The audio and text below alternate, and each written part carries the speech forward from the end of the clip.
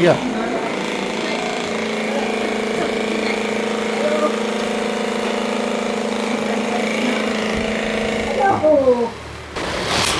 इकडे दुखतंय ना पहिल्यापेक्षा किती कमी वाटत जरा रुपयाला 4 कुठून आलते आपण नाशिक नाशिकहून हो काय त्रास होता तुम्हाला डावी बाजू पूर्ण त्रास 200 मीटर चाललं की बसावं लागायचं. अच्छा अच्छा म्हणजे मानेला त्रास होता मानेला त्रास होता, कमरेला होता. कमरेला होता. आणि गुडघा दुखत होता हा, हे मला गुडघ्याला? 6-7 वर्ष झाले.